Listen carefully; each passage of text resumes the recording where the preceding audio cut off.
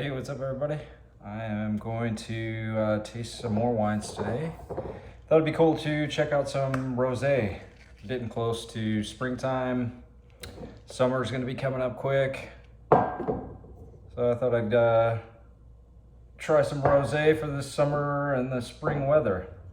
I picked these up at my local Bevmo. All these wines are under 20 bucks. All these wines are from France, so French rosé, under 20 bucks, should be widely available if they're at Bevmo. Let's get into it. Okay, so the first three are kind of all similar color. I'm kind of gonna go by that in terms of what to go with first. We put this, look here, alcohol. Okay, let me start with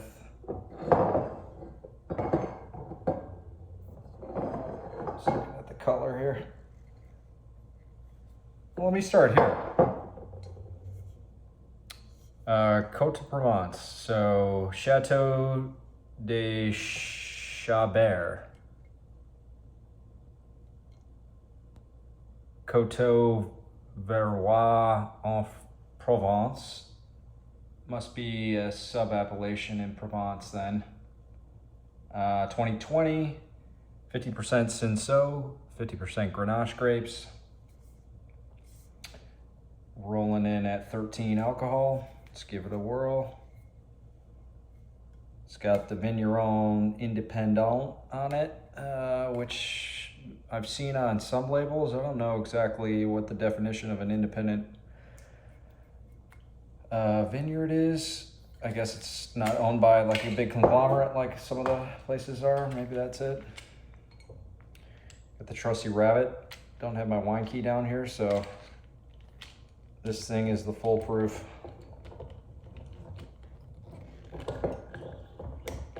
Well, it's been a while since I've had rosé.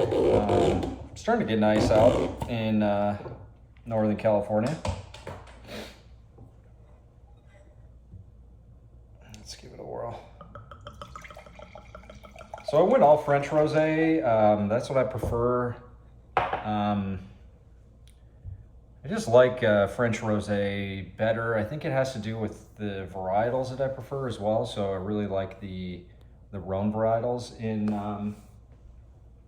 rosé versus kind of like the a lot of the rosé from California is Pinot Noir, or they'll put in Bordeaux varietals, which I just don't particularly care for typically. And I really, other than the dark color of this rosé, which I got because it's got imported by Kermit Lynch, so I know it's going to be a quality wine. I really like these kind of like pale French Rhone varietal rosés, so Grenache, Cinsault. I'm looking for kind of the, sorry, wipe my nose. Looking for kind of the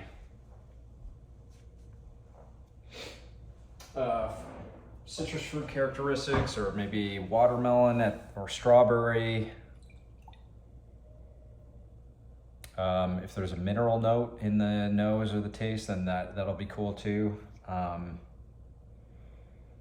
Interesting because all four of these wines are coming from different subregions in southern France. So it'd be cool to check out and just see if there's any differences that we can pick up, or styles.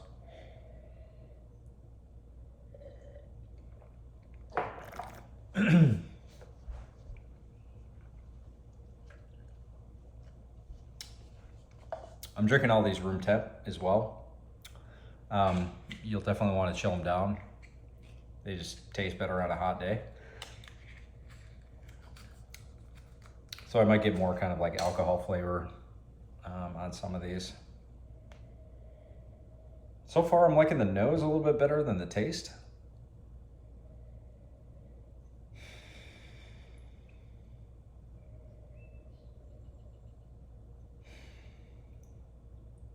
Just trying to see if they got any other cool info on the back.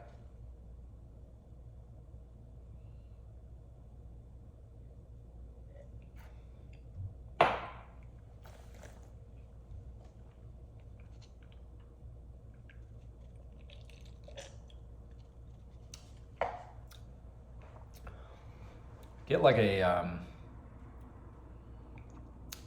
red berry flavor, super dry. The finish is standing out a little bit to me. It's coming across like a little bitter alcohol flavor. Again, I'm drinking these room temp, and I just opened it up, so that kind of stuff might dissipate here.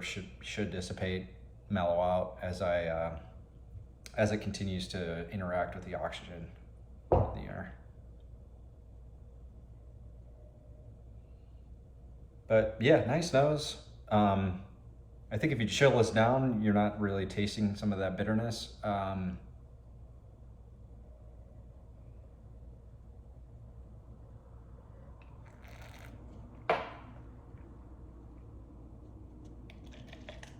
Yeah, like a dry berry, or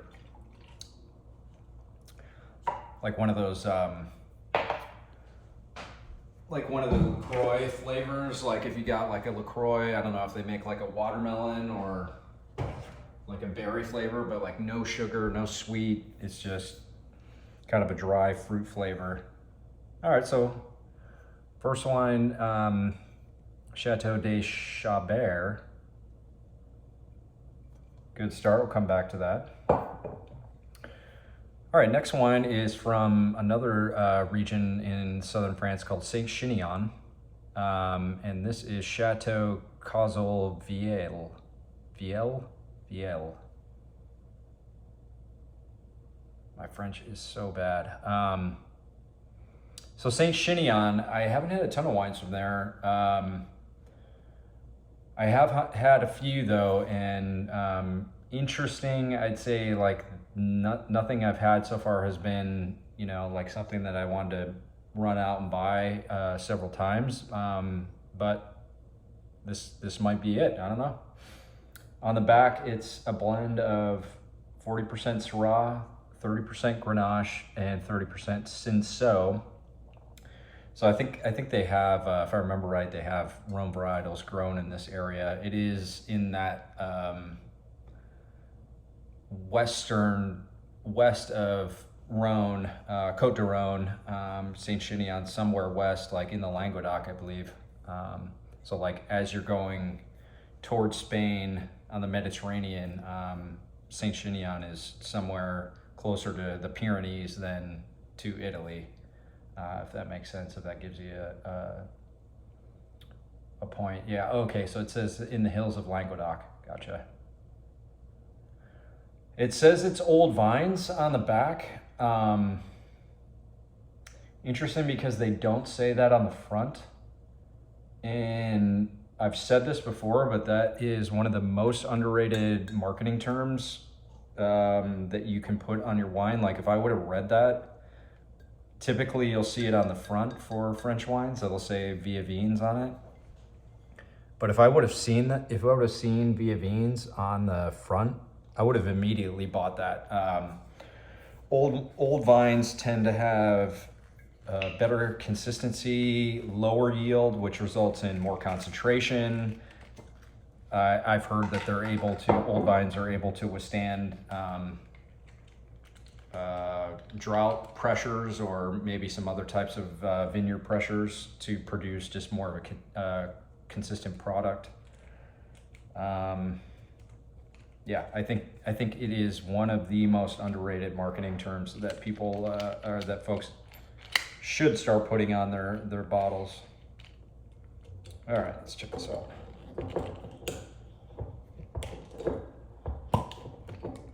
So this one, which is interesting, is 2017. So this says, 4.5 years of bottle age. I don't typically see that, and I'm kind of curious to see like what I'm gonna find. Oh, funky right off the bat.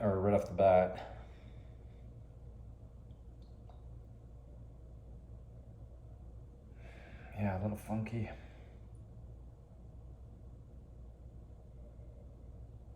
What are they saying? This goes well with sushi, salads, and grilled chicken. Yeah, I think those are all spot on for rosé. I mean, Rosé is great on its own too, right? Just like hanging in the backyard, Saturday, Sunday afternoon. Yeah, the nose is just coming across a little funky. I don't see any kind of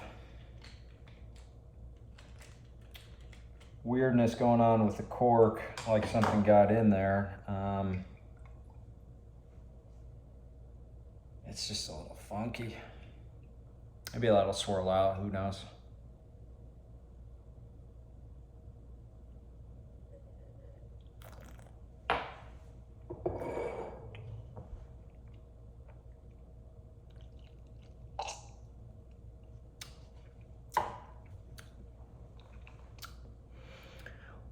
It's very winey, like vinous flavor.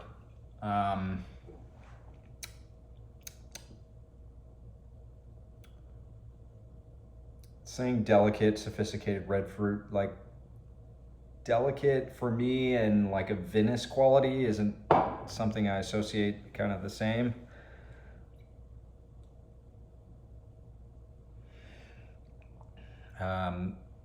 This one I need to let open up and see if it kind of mellows out. Like I mentioned earlier, the St. Chinian reds that I've had, I don't know why, but maybe it's just the wines that are being exported into the States, imported into the States. I haven't had anything that like really blew me away from this area yet. But maybe this will open up and kind of evolve into something cool.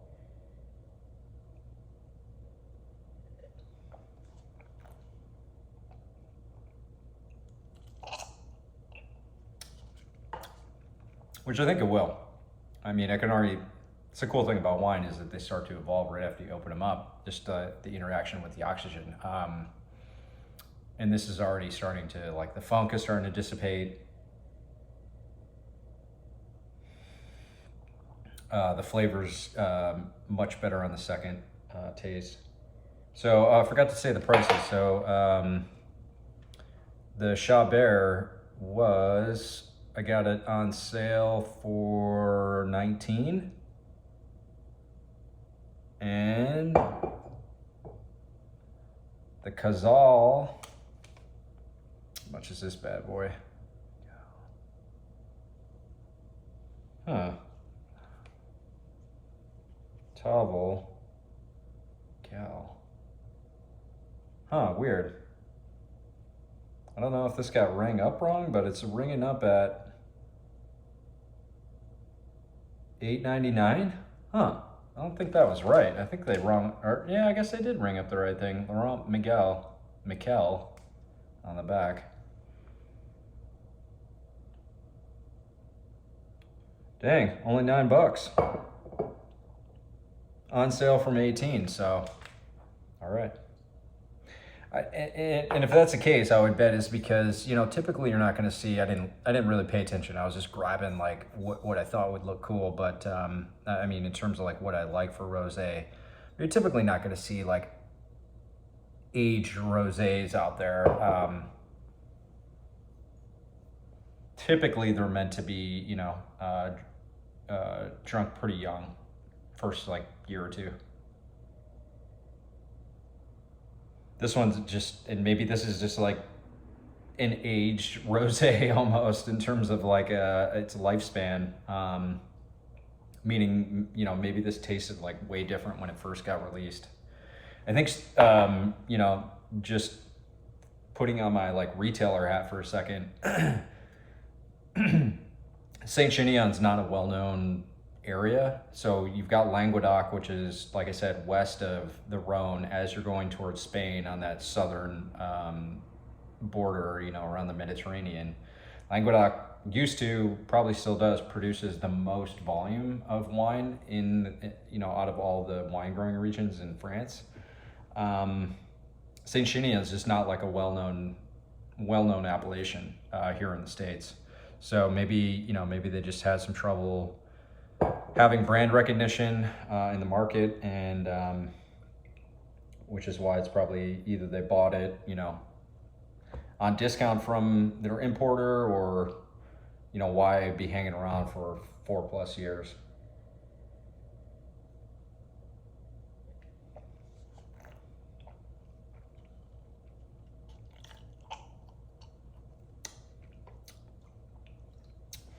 interesting. I'd say that about that wine. Just gonna dump out my spit cup here, but you know, like, see how that opens up. Right off the bat, though, that's not something, you know, those aren't the type of characteristics that I'd be looking for, you know, like I just wouldn't be buying like an aged rosé. I don't think most people would. Okay, let's keep moving. So, oh man, I'm gonna butcher this. Campuget. And this is from, man, I suck at French. Costieres de Nimes. So Costieres de Nimes is another area in South France. Let me look up exactly where that is. I don't know. I know it's probably west of the Rhone as well, like in that Languedoc area. But I don't know. But anyway, just to rattle off the rest. So this is the 2020. And blend on the back says 30% Grenache, 70% Syrah. So let me just look up and get my bearings on like where the hell this is.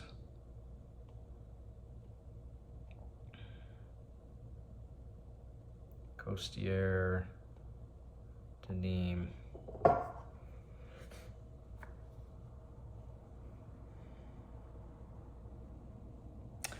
And see if I can find something here. Oh, so maybe it is in the Rhone.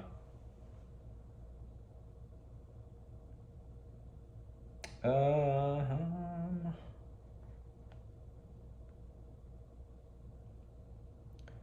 Rock Tavel. Okay, so the next one's going to be in Southern Rhone.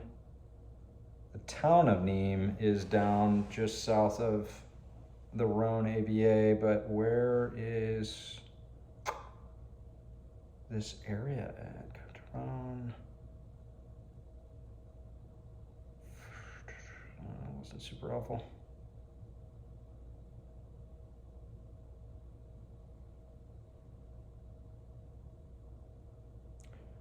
Try this again.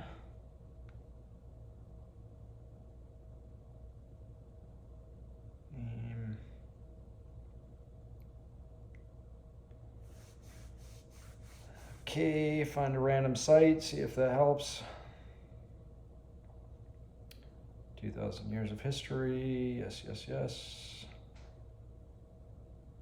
Where is this? Terrain, wines, history. Man. These are just tough to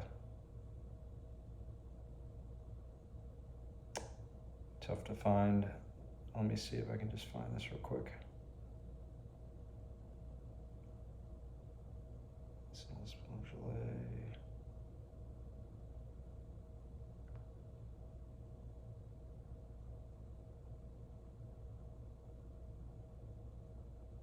Nimes. Okay, cool. So it is in the Rhone. Way in the southwest. I don't know if you can see this. So Rhone going down here, Northern Rhone up here, Southern Rhone, all this jazz, and then Costieres de Nimes is this weird blue color right down here in the corner. Wasn't on the other map. Okay, all right, so we're in the far reaches of the Rhone here. Let's give this thing a whirl. So like I was mentioning, I usually like Rhone varietals. Other varietals that you'll see for rosé is a ton of Pinot Noir, at least in California, and probably Oregon, just by like what they're growing up in Willamette. Oh wow, this says the best nose by far. You'll see funky shit in California too, where they're doing, and Oregon I've seen, where they're doing rosés with Bordeaux varietals. The kind of snarky thing that I hear from like wine geeks and up in wine country are that winemakers could make a rosé like with Bordeaux varietals when the vines are too young to produce a red wine, or like a world-class wine, and so they'll make it into a rosé.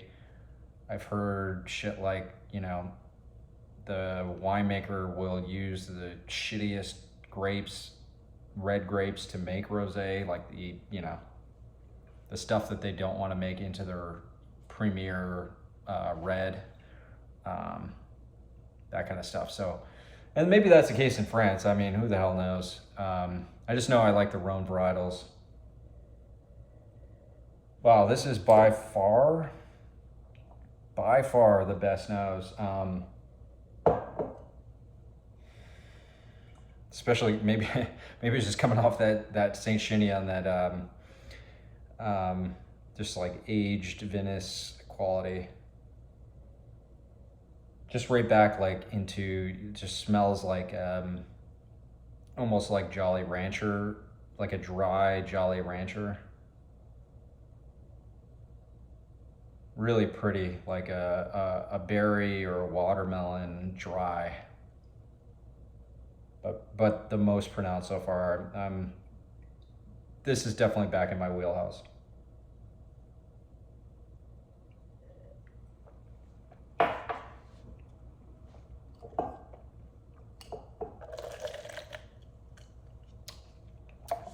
So the Campuget was on sale at Bevmo for $12. So really good price. Yeah. This is by far the best out of the three so far. I'm getting a dry finish, which I love. The nose is the most complex and most enticing. There's no bitter or off flavors or alcohol flavors on this. So like if you chill this down a little bit, you're gonna be golden. Like this would be rosé all day for me. This one. Just reading the back to see. Fine scents of red berries. Picnics, good for picnics, barbecues, and refreshing salads. I mean, this is a steal too at, it's not the least expensive. It's the Saint Chinian was like discounted way the hell down. But at $12, this is a steal.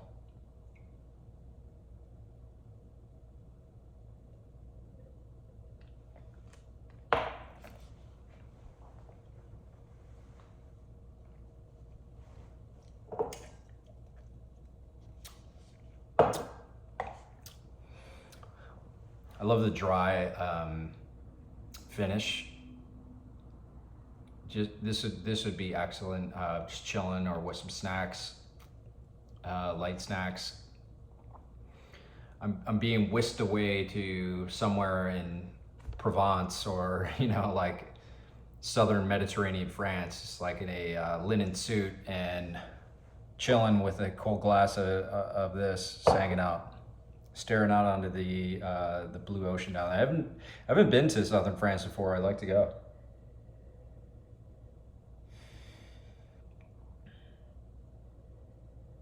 But this is really nice. Steal for $12.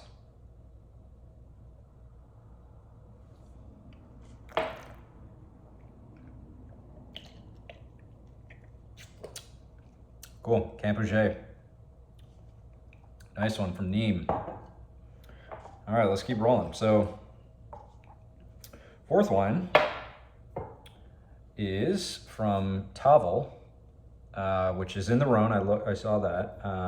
So Southern Rhone as well. It's a small, tiny region. Looking at it, you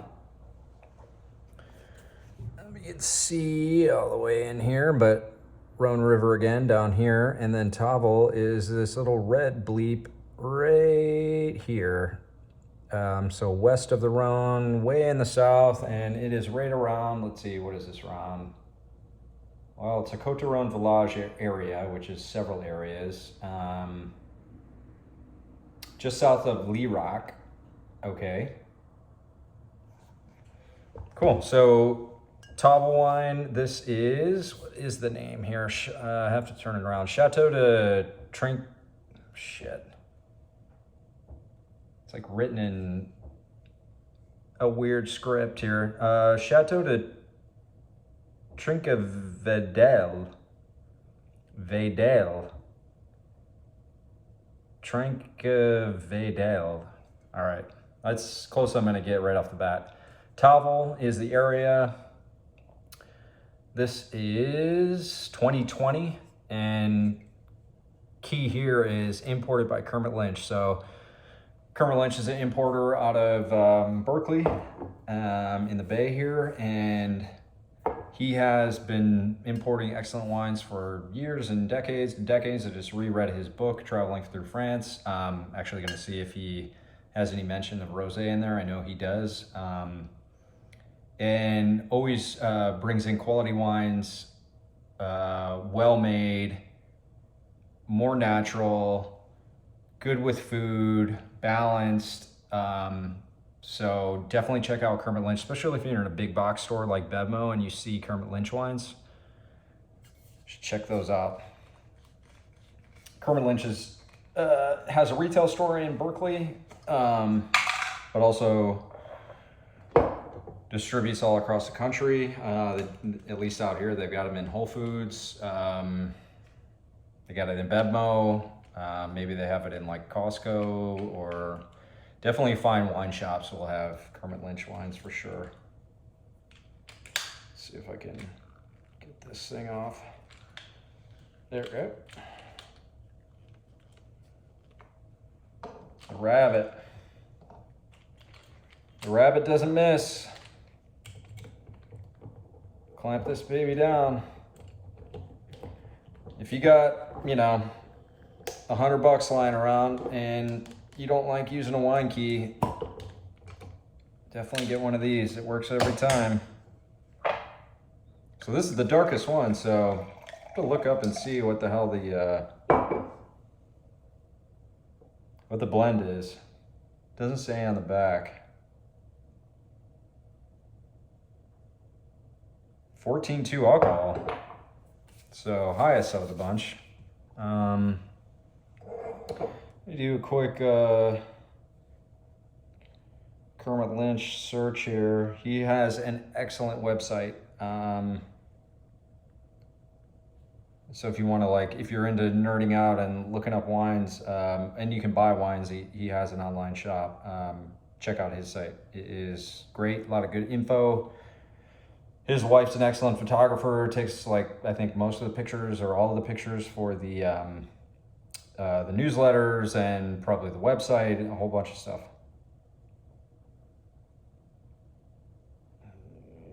Man, this I can't read it on the label here. Trinquevedel.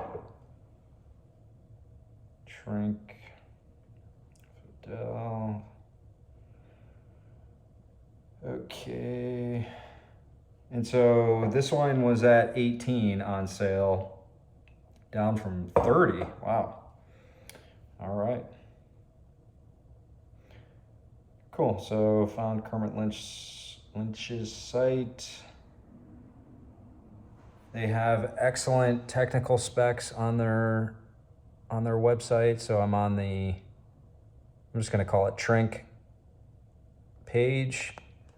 They have excellent tech specs here. So I've got the basic Tavel, I believe. I don't have the other one that's listed here. So 60% Grenache, 13% Claret, which is a Rhone varietal, 13% Syrah, 10% Cinsault, 3% Mourvèdre, 1% Bourblanc, which I'm not familiar with. I don't even know if that's red or white or what. Average age of the vines, 32 years. So I believe you could consider this an old wine, although they don't say that. I'm not sure what the year average needs to be on the wine label stuff, but on the website it says average age 32 years. The higher end wine is average age 60 years. I wonder if that's just a red still wine. So pretty cool info, just basic, just rattling off the basic stuff. So this is a true Rhone blend. They must have a longer maceration time with the skin contact to get this kind of color, right? I mean, you go from like salmon color to this darker red.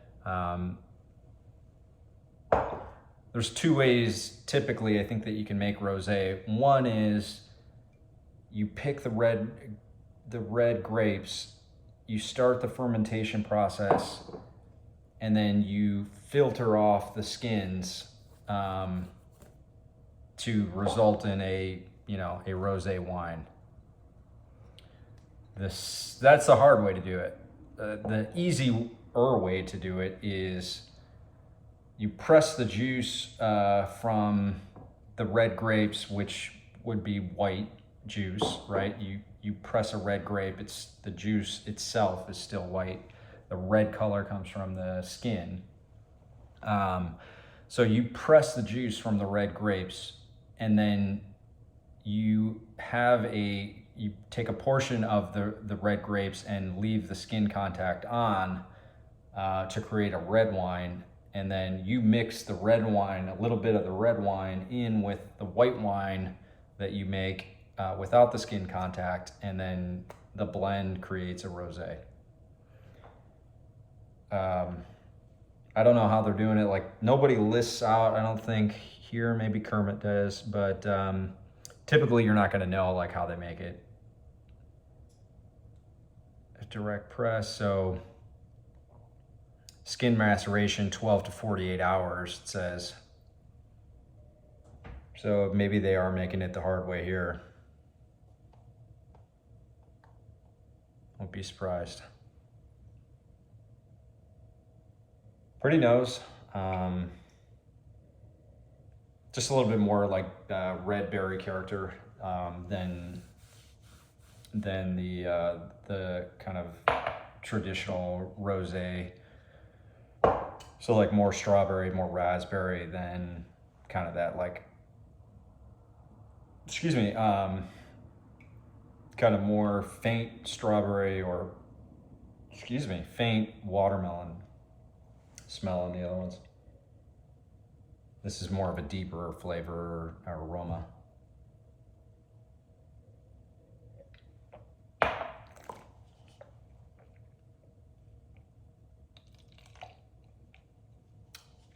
Okay, definitely a bigger wine.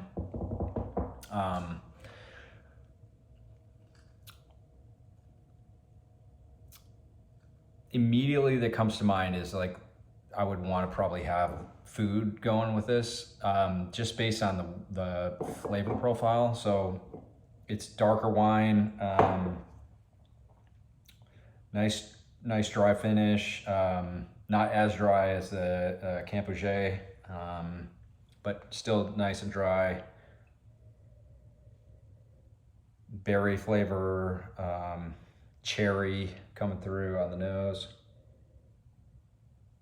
Definitely a cherry, almost like a maraschino cherry, but not sweet. That kind of like that bright red cherry flavor, but not like a sweet cherry.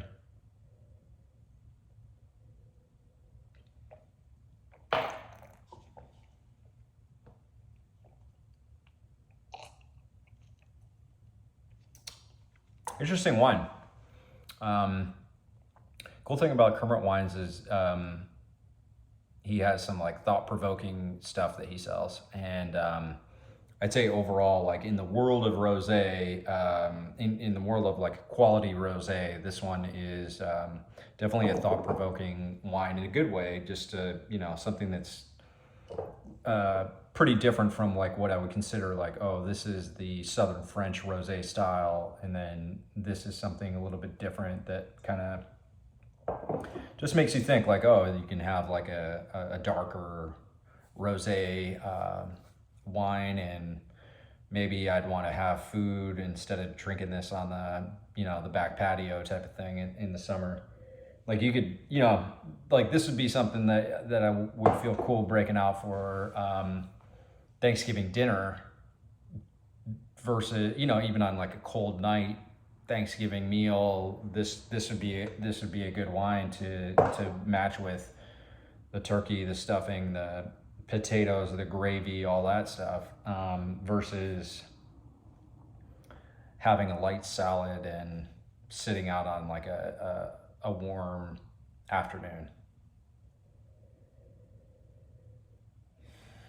So things like charcuterie would be awesome. A little bit stronger flavored cheese, but charcuterie would be really good. Chill this down a little bit and charcuterie. Get like, I would do, just thinking in the French style, I would do like a dried French salami, like a saucisson sec. I would want to have things like a pate, a little bit stronger cheeses, like I'm thinking sheep and goat's milk cheese. Like I said, I haven't been to southern France, but I'm assuming that they probably have more sheep and goats than cows down there, just based on the topography and the climate. So I'd want those types of cheeses. Yeah, that kind of stuff. Like this wine would be great with those types of charcuterie dishes. And then if I'm going food in the summertime for this, I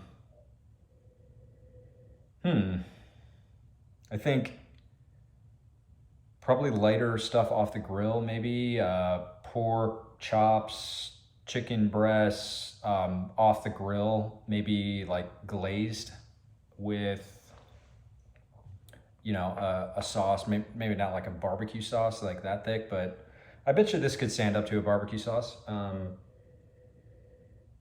But doing like lemon thyme, lemon rosemary chicken, or same thing like rosemary or thyme or sage with pork coming off the grill, that would be really good.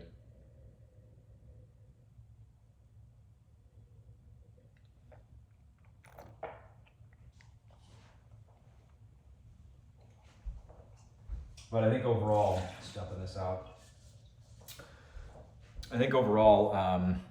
charcuterie with this, killer.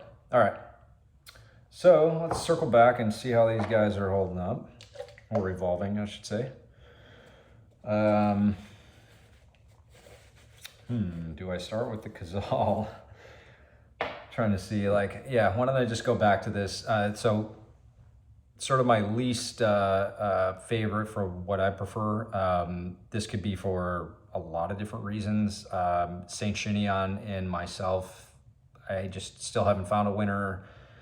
This is like an aged rosé going back 4.5 years. And I'd really like to taste this like a new release to see like what they're producing. But let's check it out. So it's the Chateau Cazal Viel Saint Chinian Rosé. This is from 2017. So Saint Chinian is in the Languedoc, west of the Rhone. And this blend again was Syrah 40%, Grenache 30, and Cinsault 30. And it was definitely the kind of funkiest and most vinous off the top. Yep, still funky funk. So basically, this could be like a couple different things. What I think it is that this is probably just like not made to hold up its freshness for this many years, or it's not showing the same way as it probably did when it was released in 18 or whenever they released it from the 2017 harvest. So I think there's that. Like, I think this is like age too long, and I wouldn't recommend probably trying aged rosés if you're just looking for something, you know, for the summertime and hanging out.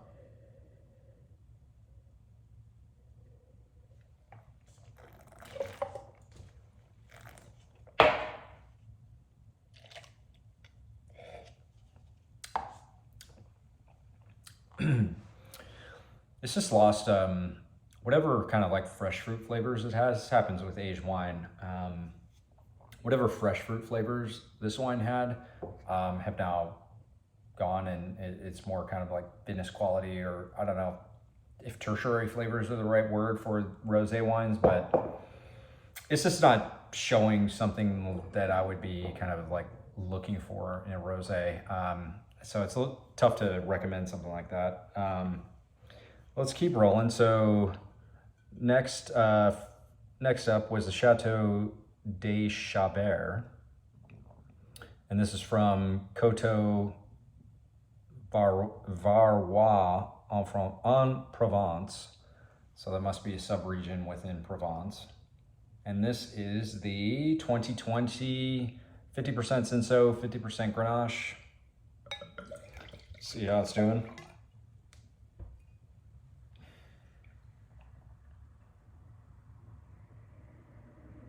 Okay, so this is opening up pretty nice.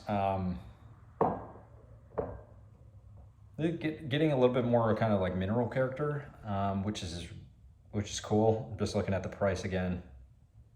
So this was at, gosh, did I pay 28 bucks for this? Maybe I got the numbers wrong,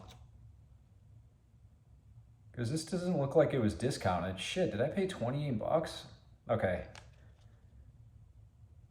Huh, weird. Thought it was less. Okay, I thought all these wines were under 20. Maybe I just like missed the label. All right, so this is our premium wine of the bunch then. Nose is definitely starting to open up and just kind of have some more of those watermelony, red fruit flavors coming through.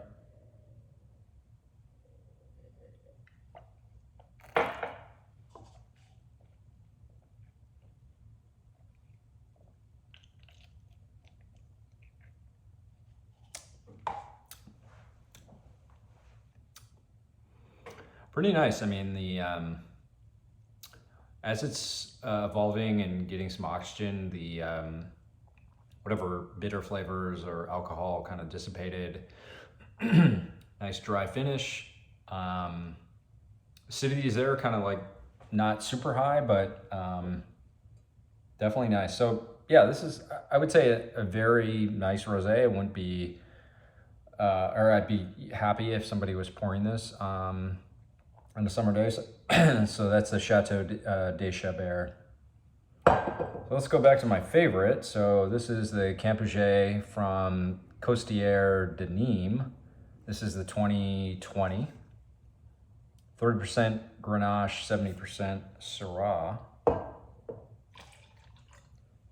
Let's see what this one's looking like.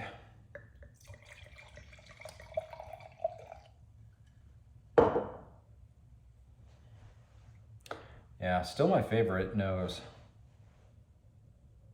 Just really coming through like a pronounced nose in a good way, and just a lot of aromatics right off the bat, and is continuing to have great aromatics and open up. Excuse me. Yeah, kind of like a mineral character underneath the fruit flavors, or alongside the fruit flavors, which is just kind of adding a complexity, which is really nice.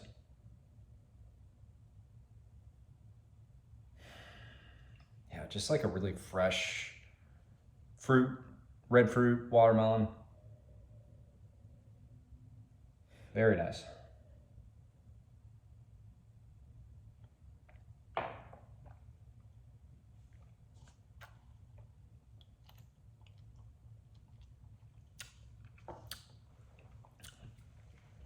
Nice acidity, nice dry finish. I gotta look this bad boy up. Campuget.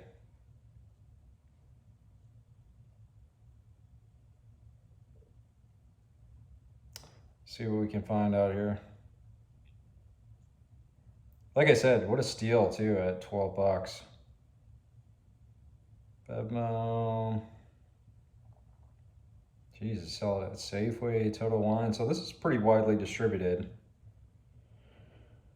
If it's in the grocery stores out here. Wow, Jewel Osco. Okay, so this is like, if it's at Jewel Osco, this is definitely like a national, easily available wine to get. Just trying to see, it's at Benny's in Chicago, Jewel Osco in Chicago. I'm just trying to get a little technical info on this one.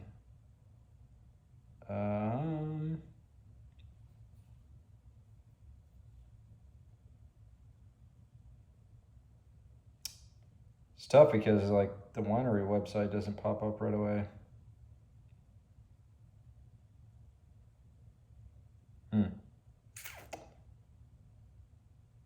Nothing really finding there. Okay.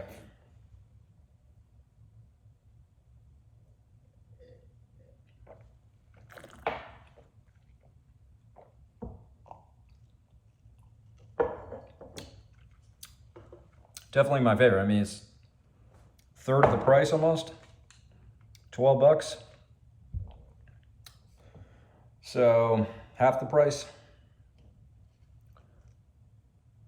Campuget, that's definitely my favorite out of the group. We'll go back to the rosé real quick though and just see how that one's opening up. Anytime you get a Kermit wine too, you want to let that one, all wines, but want to let it open up and see how it develops.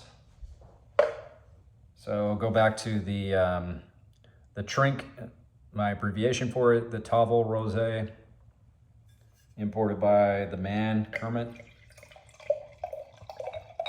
A lot darker. This is the Charcuterie. This is the Thanksgiving Rosé that everybody's trying to figure out what the hell to drink in Thanksgiving. Yeah, the cherry flavor aroma really comes through on this wine. Cherry, strawberry. Cherries is really standing out for me. Beautiful nose. Just different, you know, like I said, I got this wine because I knew it was going to be quality. And just looking at it, I thought it'd be obviously different flavor than the other rosés that I got. But anytime you see Kermit Lynch wines, check them out.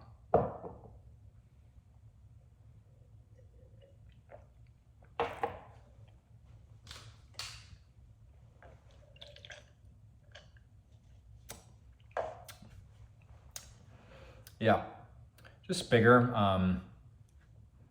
than the other ones. Definitely want some pate. I want some saucisson sec, just like a dry salami. I definitely would love to have like Parma ham, speck, prosciutto, any of those kind of like charcuterie meats. Just trying to think of the French ones other than, you know, like the dry salamis, the pates, all that stuff. Give me some cheese with a stronger cheese like sheep and goat.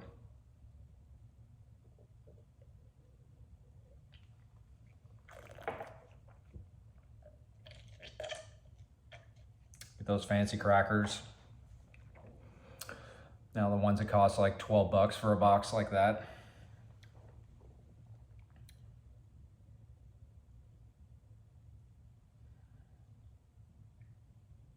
Really nice one.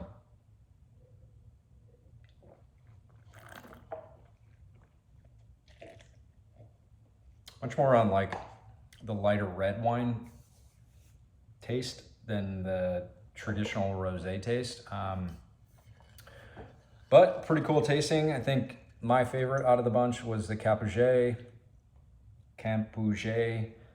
from Nimes, and the Tavel from Tavel, the Trink from Tavel.